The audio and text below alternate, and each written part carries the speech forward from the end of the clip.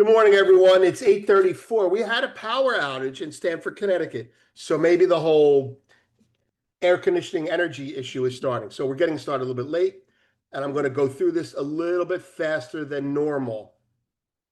Let's adjust my screen. There's the homepage. There's the markets. Metals are down and rallying. Copper is up and strengthening. Stocks are up a little bit. Bitcoin is stable. Grains are down 30 basis points, and PGMs are negative, but everything is kind of levitating over the last hour or two. Our first story, the thing that we want to focus on today, is HSBC raises its gold price target and also gets bearish. Now, this has been in the news. The mainstream media has been all over this, saying that they have gotten bearish.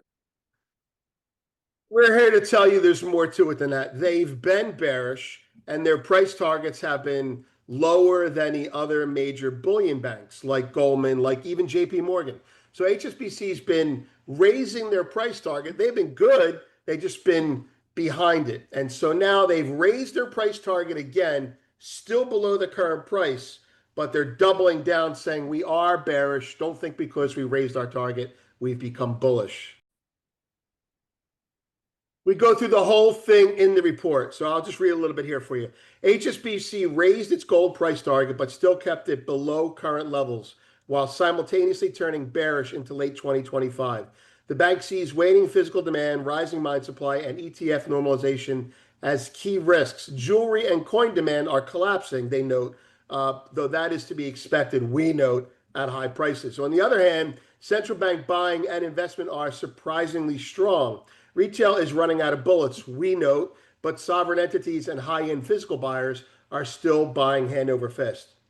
You're not buying jewelry, you're not buying coins, you're buying 100-ounce bars. You're buying 100-kilogram bars.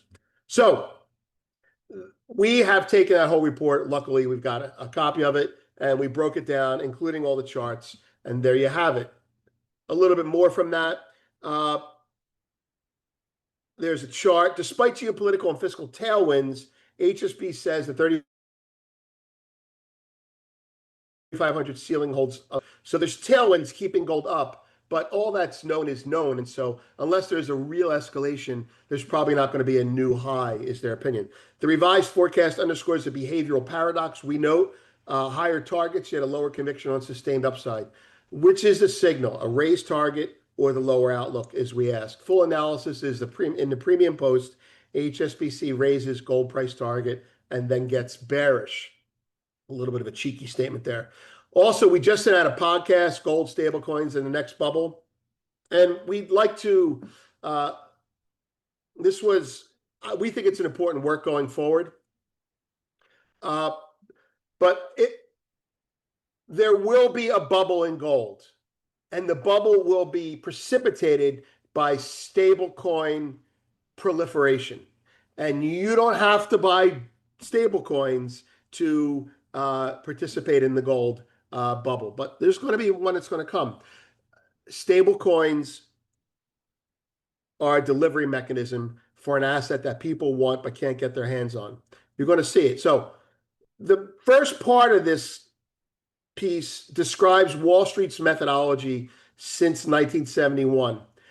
Stablecoins may soon dominate gold ETF markets by merging physical backing with digital convenience.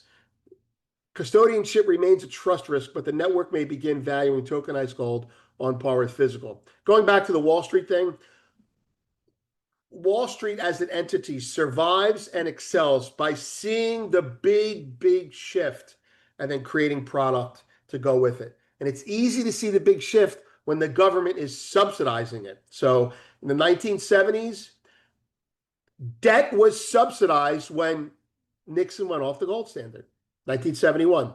So by the 1990s, everyone was borrowing. Now people are borrowing for their next McDonald's meal, okay? The subsidy in the pipeline now is stable coins. It's financialization of real assets. Wall Street sees this. Wall Street lobbies for it. Wall Street creates product for it. And the point of that spear, the bleeding edge of that knife, is gold. because you can't start a stable coin with something that's volatile. It has to be something that's stable and whose quantity is known. All right, we just sent that out this morning. Data on deck today, 2 p.m. Fed meeting. Charts and final market check. Copper jumped on Trump's, these are my notes. Copper jumped on Trump's tariff threat. Silver bounced, but remained susceptible to new selling in the form of copper silver spreading, ultimately leading to another 4 to 5% day higher when silver shorts realized that was a bad idea. But you got to wait for that, okay?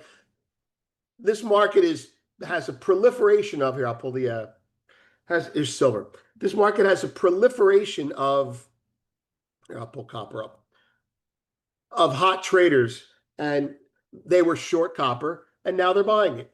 They're covering the shorts, and now they're selling something else, and they're selling silver again. So while silver is off its lows, it's going to meet resistance. Buy copper, sell silver, buy copper, sell silver, buy copper, sell gold. Who knows? But there's a bunch of shorts like hide the P moving around out there. And there's enough shorts in silver as it is, but more are going to pile on, and we're going to get a 4 or 5% rally when that happens. Now, copper, that's a new all-time high, right? And I'm not going to predict whether the tariff's going to happen or not, but I will say this. Some people are making the comment that why would we tariff a commodity or a critical mineral that we import? We don't import net raw copper. We export raw copper. We're using it as a tool to project power on the countries we're negotiating with. Now, I'm not pro-Trump how he does these things, but I'm saying this. If you're going to restrict a raw material and you're China, you restrict rare earths. If you're going to restrict a raw material in the US, you restrict copper. The thing about copper is we export raw ore and concentrate, a lot of it. We import rolled copper, processed copper, refined copper. It's ridiculous. So by using copper as a stick, a smaller country that depends on our copper will be more likely to negotiate. By withholding copper, you can now use that higher price to subsidize the refineries that need to be added to and grown. Same thing with steel. Okay, so Trump could have picked a worse metal to do that with. That's not a bad metal to do it with. And will it create tailwinds for silver? Yes, but not right now. Everybody's worried about their copper position. So that's how it works. Okay, I'm Vince. Have a great day.